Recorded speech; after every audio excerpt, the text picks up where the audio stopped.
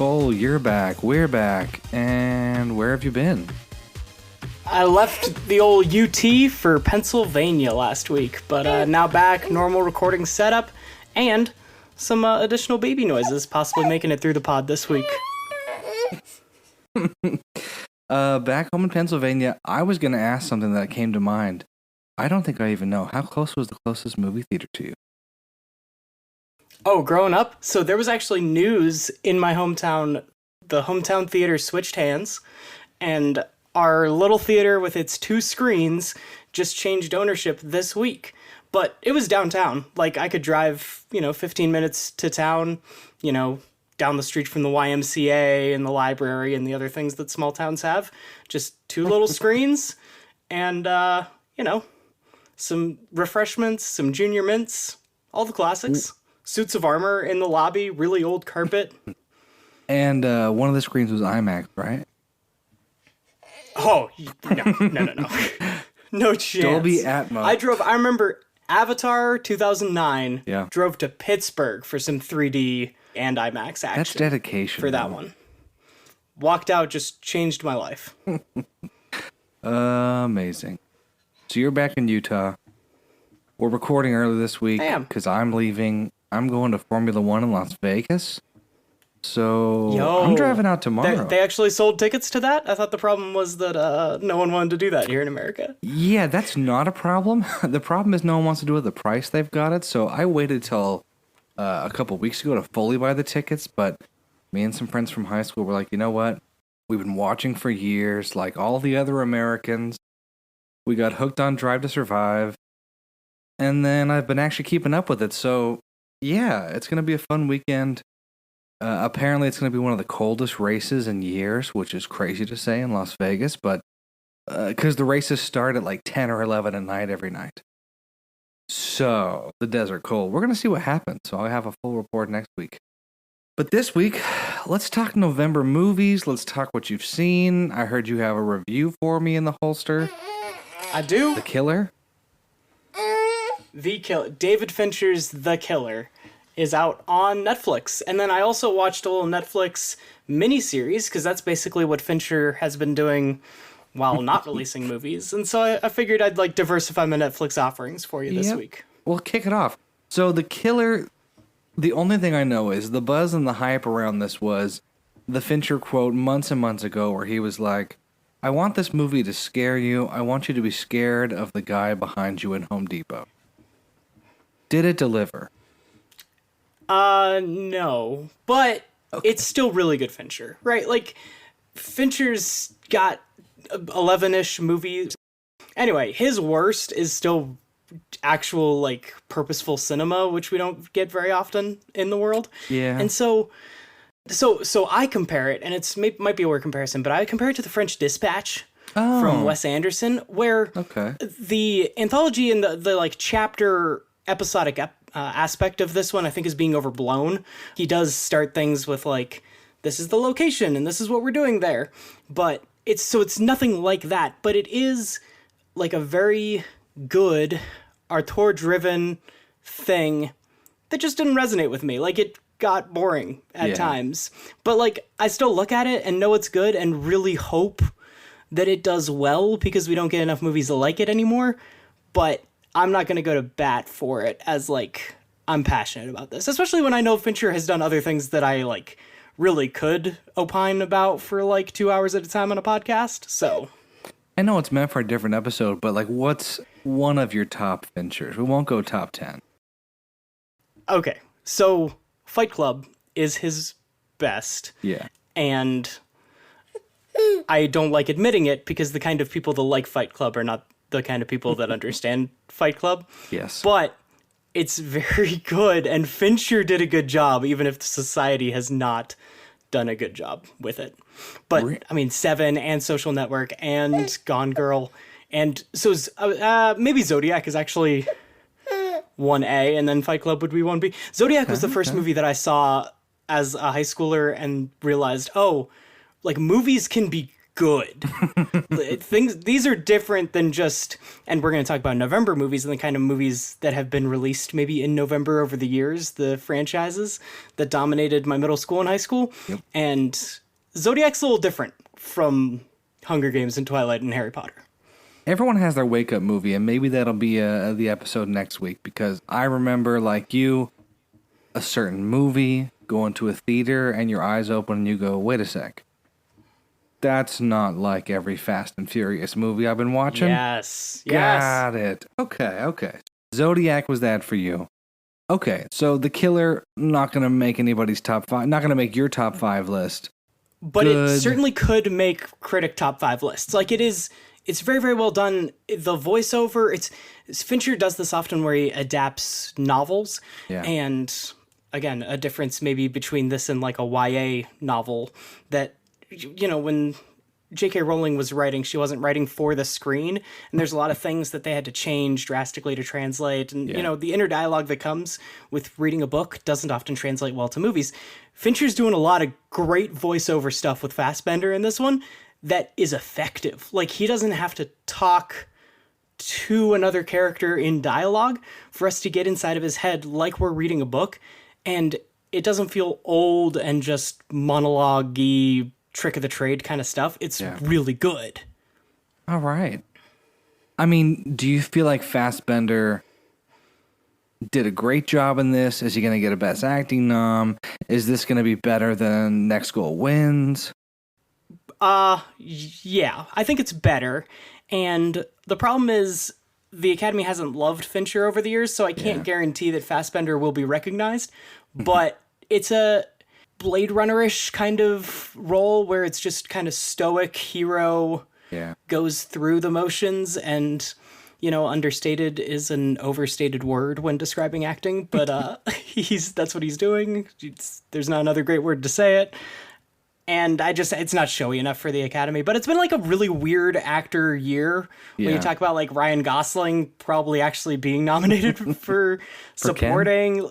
Yeah, so there are not a lot of frontrunners in any of the four actor races right now to really fill out a top 5. So he's got a chance, and I'll root for him because it's good. It's going to be better than like the other stuff that maybe I'll like more, because the Oscars are different from what I like, and that's okay. Yep. I mean, I know it's on my list for this week. I didn't love Mank. That was not... even old Hollywood and Gary Oldman and all the rest of it, it definitely did not do it for me, which I know he was pissed about. Not just me, but the Academy and all kinds of fans. He was watching what Tristan thought. He was like, why did Tristan not like my movie? So yeah, I'm definitely interested because this is on my list of like, maybe he's done something I like more again. But I'll temper expectations so we don't get blown out of the water there. And what was the Netflix? It's got potential. Yeah, so the Netflix series that I went through this week is called Bodies. It's number 1 when you look at like what's trending on Netflix, and it had a spectacular first 6 episodes. It was an 8-episode series. And so they didn't quite stick the landing for me, but thematically and everything else, it was very good. And it was right up my alley. It's a time travel kind of detective thing where 4 different timelines are uniting by this one mysterious body that is showing up, and 4 different police detectives in 1890, 1941, 2023, and 2053 all have the same body show up at the same place in Whitechapel, England, like where Jack the Ripper was. Yeah. Anyway, so it like does a great job setting a lot of things up and asking a lot of questions and like creating themes and creating mystery. And then in a bit of a J.J. Abrams twist at the end, it isn't able to land the twist. So hard to do. But it was a wild ride, and I really enjoyed it. Bodies or Bodies? What just came out that was also Bodies? The movie, Bodies was a movie of last year. Bodies is on Netflix as of this week. Series this week. Go watch it on Netflix. I saw something last night. It's been on my list to go see Marvels and Holdovers and Priscilla. I haven't seen any of those yet. I've been kind of without a car and busy with other plans, but last night I did go see Dream Scenario with Nicolas Cage. Have you even seen any ads for this or anything? Do you know this movie? No, the marketing is non-existent. I sought it out because I vaguely remembered Nick Cage having a project coming down the pike. I'll say this. He is the weirdest guy, right? I'll agree. I'll agree. After going to New Orleans and seeing the house he bought that turned out to be haunted, and then some more bad investments, and he had to, like, declare bankruptcy or sell the house anyways. He just continues to be my favorite enigma. So once I saw Dream Scenario, I was like, let me just watch the trailer. I got a minute into it and turned it off. I was like, I don't even want to know what happens next. I gotta just go watch the movie. Biggest thing with this movie is the writer-director is Norwegian. And as a Norwegian, I feel some kinship. But as an American, I had to sigh. I was like, oh no. Here we go again. Europeans with their storytelling devices. Good movie. Really good movie. I could say great movie. Nicolas Cage is amazing in it. He plays this like slightly effeminate, really weird, introverted professor of evolutionary biology, and he's trying to get a book published, but he hasn't even written the book. He's just at this little tiny college, Osler, which is a really good anagram for loser. Anyways, anagram's not even the word, but we'll go over that later. Anyway. It is. It's the word, right? When it gets jumbled around? Okay, cool. Mm-hmm. High school English paying off. Word jumble is another. Scramble. We don't have to be high class on this podcast, Tristan. This is the Inco podcast. Well, here's what I'll say. It takes some turns in darker areas and sadder tones because, again, the director and writer, Christopher Borgli, is Norwegian and European, and that's just how they tell stories. Either way, I really enjoyed it. If someone's going expecting a happy ending American movie, it's not going to happen.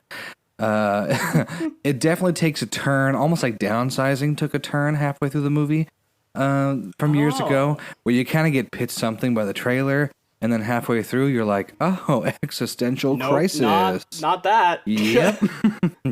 So I really liked it. He's at the top of his game of just being the weirdest weirdo possible. And I'll keep seeing whatever he's in. Either way, this is a fun one of just like, the base premise without ruining anything is, yeah, he's this evolutionary biologist.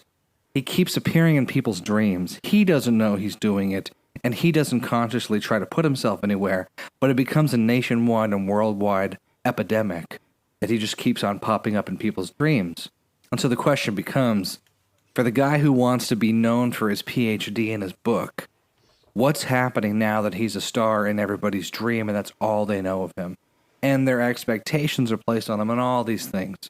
Either way, not a light one for the weekend or... And so Charlie Kaufman wrote this, right? That's what you're telling me? Again, the Norwegians and the Europeans want to be Charlie Kaufman so bad. Or maybe the inverse is true. Who knows?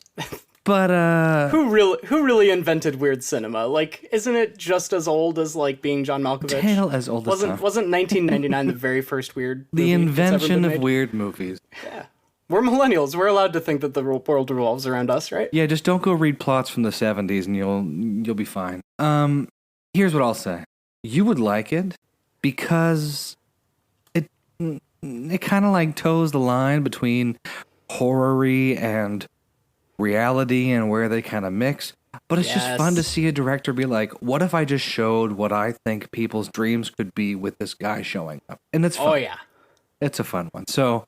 On you my sold list me. You didn't like it, and I'm still stoked to see it. No, I did like it. I think like out of a 10, it's definitely not like above an 8. But for my recommendation list, it's not as crazy as Sorry to Bother You, but it's on my list of like, oh, you also hate LaCroix? You should watch this movie. You know, like it's a little edgy. Go check it out.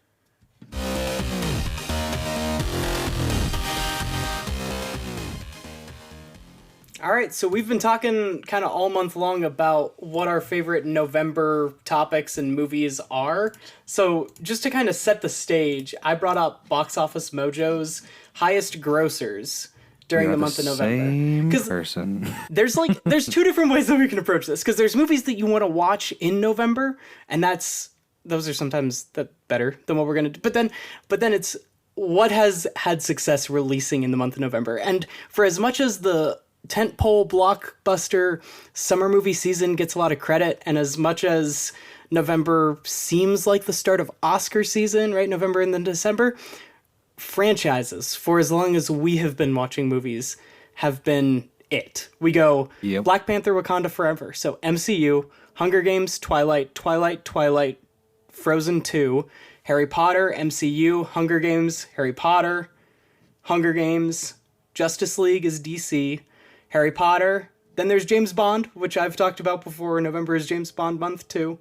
Harry Potter, MCU, Harry Potter, MCU, James Bond, Twilight. And then at number 23, The Grinch. So we start getting into like just Christmas. But that's 2018 Grinch, right? Yeah, that's Benedict Cumberbatch animated Grinch. Grinch. And then Elf is going to be somewhere down here too, that I've seen it crop up in these kind of lists. So Tristan, with that as the backdrop, what does November mean to you? Like, what does going to the movies in the month of November mean to Tristan? I'm going to tell you, this was a soul-searching 2 weeks trying to figure this out. I had long drives where I was like, is it the movies that I watch in November? Is it movies about November? Are there even movies that feature Thanksgiving? The answer is yes, but it's few and it's weird. Anyway. Right. Because you don't want... I'm not an immediate Christmasite, you know, who's like, November 1st, it's time to put out the presents. Like, no. But I definitely, like, inch my way over that way, you know, put up a tree somewhere around the end of November. Yeah. So my list does not have any Christmas movies, even though Miracle on 34th Street starts with a Thanksgiving Day parade. I don't want to fudge it. So mine, I'll say this, mine comes a lot from my family rituals of seeing a movie on Thanksgiving Day. And then just eating tons of food and watching movies. So I've got my 5 of like comfy November / things we saw in theater / things that have a little bit of Thanksgiving. It's like Thanksgiving leftovers. It's just like a whole bunch of stuff, but it's all tasty. What a good, oh, that's perfect. How about you? So it'll be revealed in my list, but I took some inspiration for what, movies I went to the theaters to see. But over the past 10 years specifically, November to me has been a reset because it's the month after October, and I drown myself in cinema in October with all the horror movies that I watch. And so November is my feel good, catch up, and just relax month. Sometimes November has meant television for me at different points over the past 10 years, where just I'll end every day with a sitcom instead of something that makes me question reality. And if a murderer is going to break in my door, that's what October is. November's got to bring my spirits up a little bit. And it kind of sets up. I've always been pretty staunch without, I hope, being annoying about it, that Christmas doesn't start until after Thanksgiving. Just because for me, I tend to have too much of a good thing and it stops being a good thing. So whenever I've been around people that try to start Christmas at the beginning of November, I get sick of Christmas stuff by the time we get to Christmas. And I want Christmas to be cool. And so for me personally, I want to wait until after Thanksgiving just so I can enjoy the right amount of Christmas for me. You need a little a break from the spookiness. But I have a Christmas movie on here because guess what? November, the day after Thanksgiving, Christmas starts in full throat. And so I included Christmas because, sometimes even Thanksgiving night before there was, because Thanksgiving also means football always for me. So you got 2 games. And then before they started doing the primetime game, my family and I would watch A Miracle on 34th Street or start the Christmas season Thanksgiving night after turkey. Leftovers and peppermint hot cocoa. That sounds like a good way to do it. Yeah. So what's number 5 on your list? Number 5, I wanted to represent the movies that I did watch growing up. And so my favorite of the Harry Potters is still Harry Potter and the Sorcerer's Stone, the very first one. The OG. That is when it kind of had the magic of what I imagined in the books. I talked about the killer being able to bring adult books well to the screen.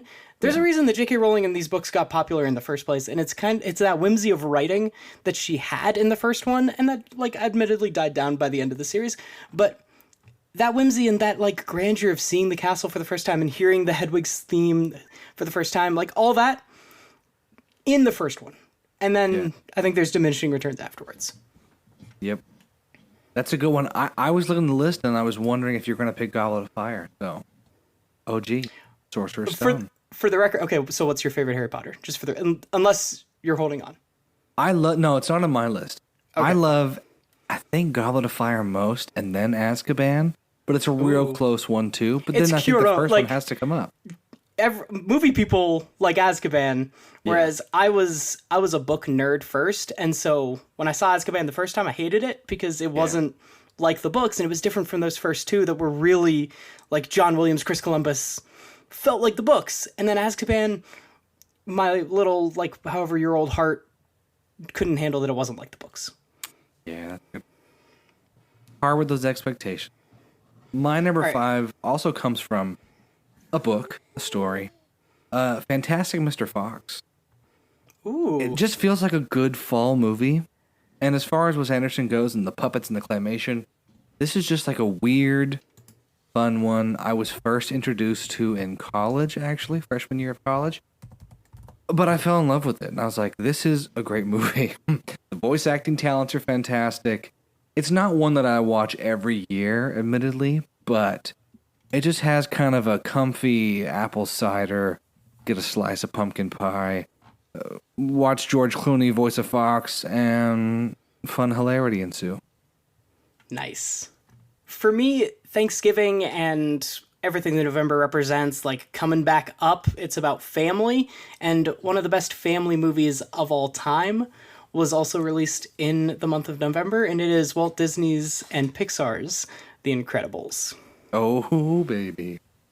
Released November 5th, 2004, number 20 on the highest grossers in the month, opening weekends, that is. And it's that, like, pick-me-up that is what I'm generally looking for out of the month, like I said, coming out of October. You know, looking at that list and seeing The Incredibles on there, I thought The Incredibles was a summer box office smash. But to your point, it sneaks in there in November, and pretty sure everybody watched it during Thanksgiving. In a period where Pixar was just churning them out, like Monsters Inc. shows up on here, Coco shows up on here, Toy Story 2 shows up on here. Like, Pixar has kind of had a November spot, too. Yep. My number 4 is not Pixar, but Pixar appears later. My number 4 is Spider-Man, the first from Sam Raimi. Now, I know you're going to know this better than me, so you can fact check me, but this has one of the best Thanksgiving scenes of all time. Yes! Peter Parker sitting across from the Green Goblin at Thanksgiving dinner, all dressed up. I mean, it's pretty iconic. Parodied pitch perfectly in Superhero Movie with Drake Bell, where he's sitting across from, like, the golfer in, Happy Gilmore. Yeah, but not Adam Sandler, like the Shooter McGavin. Anyway, that guy is across from Drake Bell, and they just go back and forth, and it's eerily similar. Like, I've seen that movie more times than I've seen the original Spider-Man recently, and so I went back and watched, like, that original Spider-Man scene, and it is wild. A good shot for shot.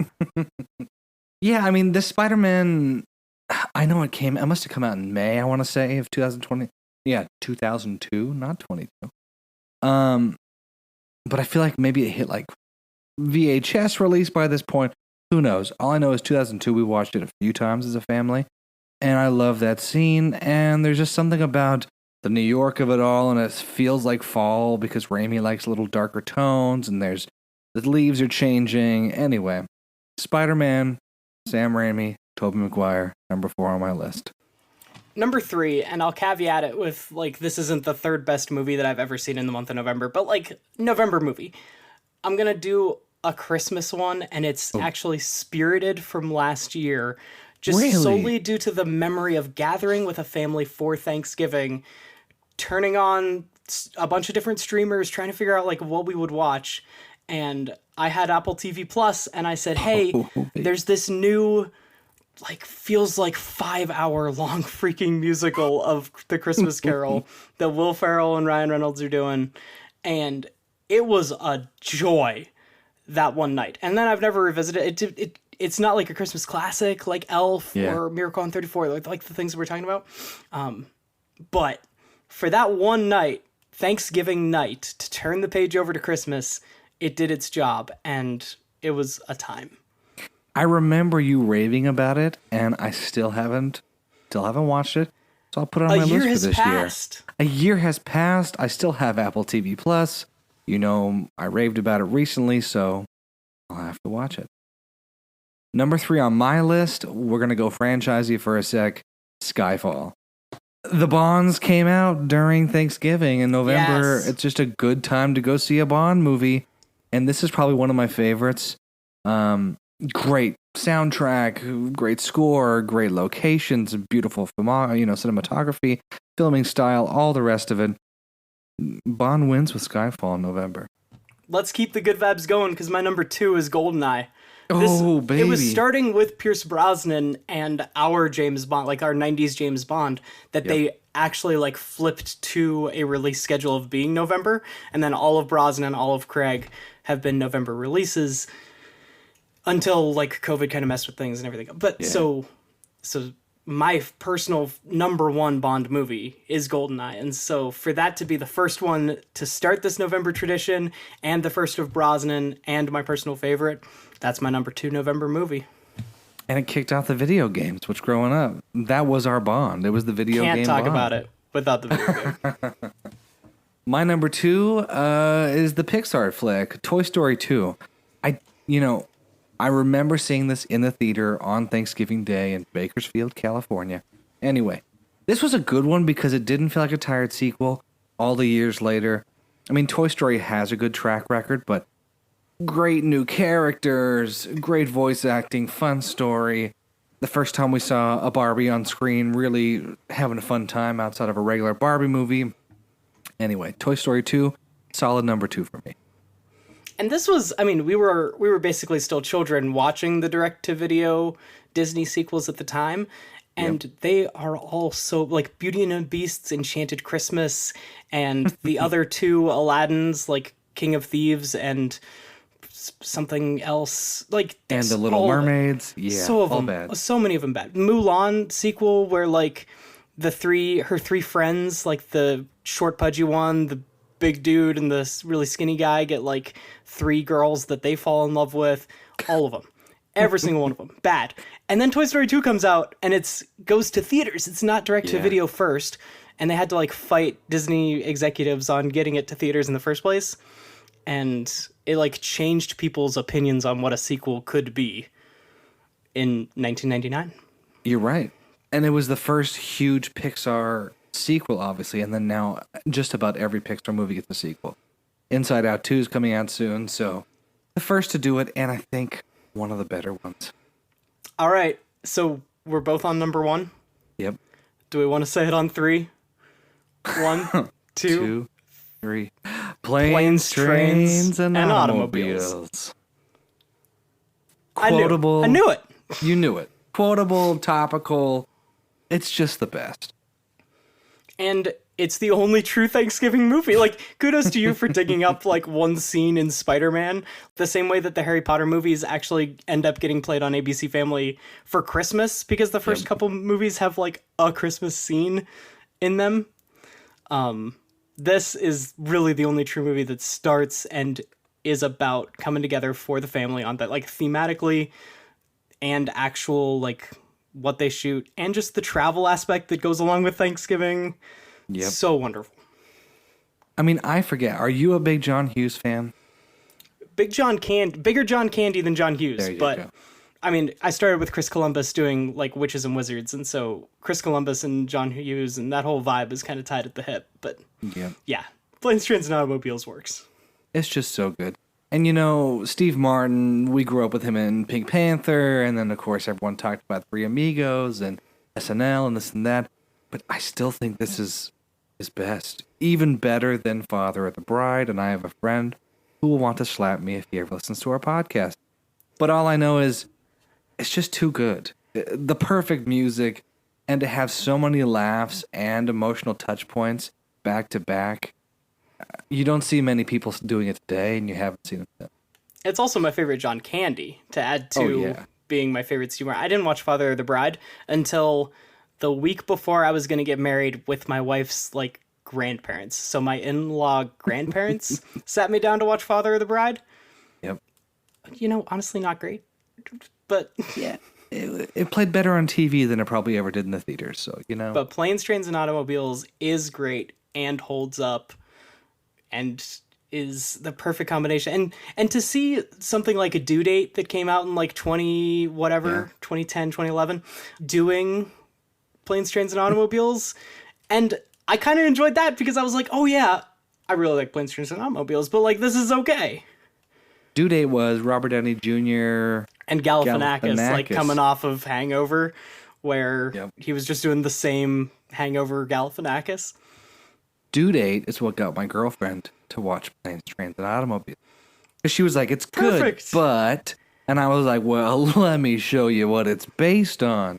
And she enjoyed it. And it's easy. It's dated, obviously, but it's still easy to watch. And, I mean, those aren't pillows. You're messing with the wrong guy. There's just... It's a Casio. It is a Casio. You know, the speedometer's melted on the dash, so I can't really tell how fast we're going. Anyway. You know, watching Dumb and Dumber a few months ago, I realized I was like, Dumb and Dumber, Planes, Trains, and Automobiles, they're in a similar vein. It's just those who drink Monster and Red Bull and those who enjoy a Coke. That's kind of my, the way I shake it out. I'm down with that.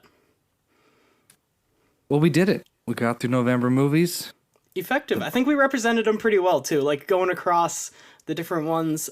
One more, I got, like, an honorable mention. Honorable? Yeah, and it's the idea that Ghostbusters Afterlife, a couple years ago, missed October and came out in November. And it wasn't good. And why did it come out in November? Like, all these other... Like, you look down the list and you talk about the franchises and the, like, kids' movies coming together, family movies, whatever. And then bringing back Ghostbusters, which was a summer movie, but it could go in October, too, because it's ghosts. And just missing the... Every other year, there's a random Halloween movie that doesn't actually come out until November. And I'm done with them by then. Like, I'm the horror movie guy. I'm not watching horror in November. I just can't do it. Nope. Yeah, and you saw there's a new Ghostbusters, which they're just full on leaning in. They're like, we're not summer. Oh, no. Yeah, don't care. We are summer, but we're not summer. It's going to be an icy summer, so go Ghostbusters. That about does it. That does it for us. I mean, as far as movies coming out this weekend, there's Saltburn with Barry Cohen and Jacob Elordi and Rosamund Pike, Richard E. Grant. It's a big to-do. I'm missing a Q&A because I'm going up to Vegas, but I'll have to try and get that one next. Next Goal Wins, the other Fassbender movie. Excited to see that. And we have the new Trolls movie in addition to the reboot of The Hunger Games with the prequel, The Ballad of Songbirds and Snakes. So, it all comes back around. Hunger Games dominated November for a period of time, you know, once Twilight and Harry Potter left off, and now Hunger Games comes back to us in November. They know what they're doing. I could care less, but I'll probably see it at some point. I thought it was the Breaking Bond movies that I'm like, they're just going to take over November for the next 4 years. But chatter around industry folks and pre-screens is, this is a really good prequel. We'll see what that means, or if it's just trying to get some extra ticket sales. So, well, we'll try and catch some movies before next week. And, Cole, you watching some football? Any big plan? Oh, yeah. Thanksgiving's always football, but there's always movies on the plate. Yep. Talk to you next week. Yup.